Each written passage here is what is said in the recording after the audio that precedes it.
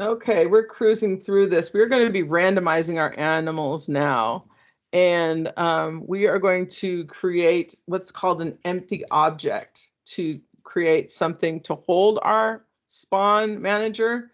And an empty object, if you notice up in this area, down here we have folders. Do you see this? Down in this area we have folders. And up here we don't have folders. We have like something called direct light. We've got main camera. We've got a few of these different game objects up here.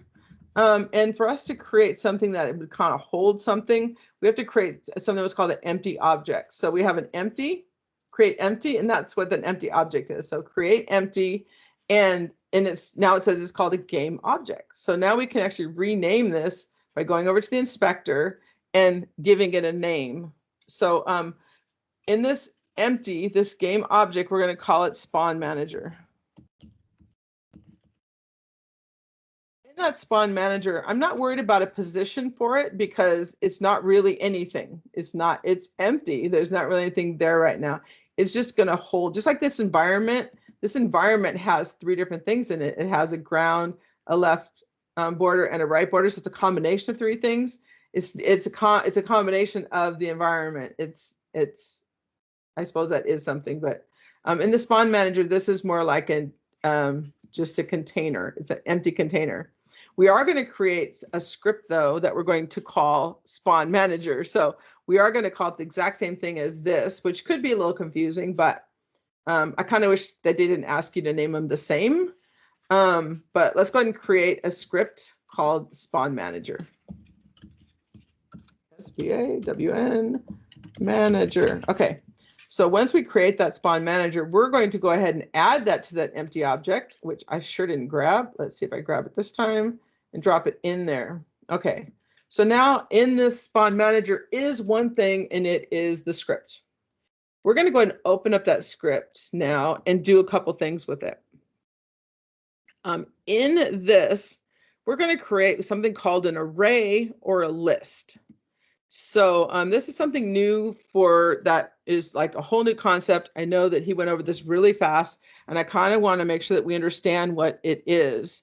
So when you have a variable, when you just have a variable, you can only hold one thing in the variable. So when you have, let's say a variable, we talked before about the cup. So the cup can hold water. And so I have this variable called cup. It holds water. Or it could hold iced tea, or it could hold Coca-Cola, or it could hold ice water. As soon as I add something else into it, it changes what's in here. I can't hold more than one thing in here. It holds one thing at a time. We got that? So that is a variable. It holds one thing at a time.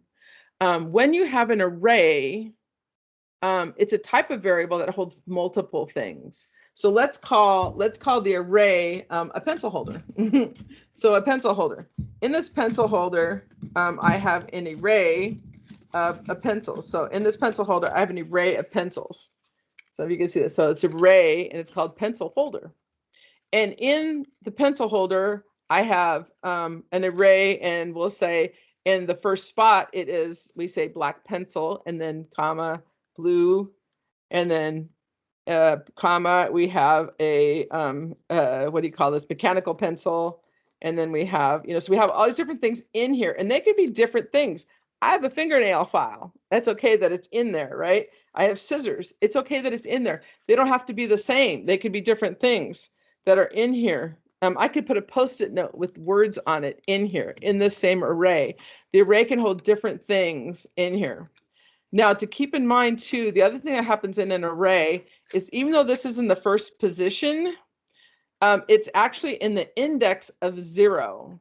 So one thing that we want to keep in mind, I think we've talked about this before, is in computer language, we start with counting with the number 0. So we learn to count from 0, 1, 2, 3, 4, 5, right? So we always start with the number 0 because we also count backwards, right? So negative 1, 2, 3, 4, 5. So we always start with the number 0. So in an array, we start with the number 0. So in the first position, we have 0 is the first object in that array is in the 0 index.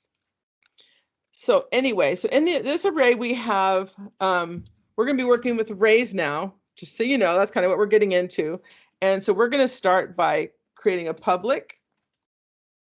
And we're going to call it game object because it's actually going to be multiple game objects. So game objects. And we're going to actually call it, it's going to be an array. And the way that we call it an array, we know the difference between just having it be a variable and array is that we have these square brackets after the word game object. This allows us to actually signify that we're going to make a list or an array, depending on who's programming or what the language is. It's the same thing. So we're going to be able to put things inside of this box. Okay, so it's not just going to be one thing. This array still needs a name. And so we're, even though it's, we still need to give it a name. So it's the game object that is an array, and we're going to call it animal prefabs. Okay. Depending on languages that you're using, you might have actually given that square after the word animal prefabs and then put the square brackets. So depending on the language that you're writing, you might have given the square brackets to the name of the array versus when you signify what kind of array it is. In C#, you're saying game objects, square brackets, which signifies that it's array, and then you name it. So that's how this works.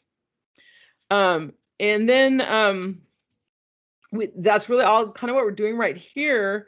And then let's go ahead and talk about that. So we're going to save this. And then in the game, when we go to the spawn manager, you'll see that over here, it has animal prefabs.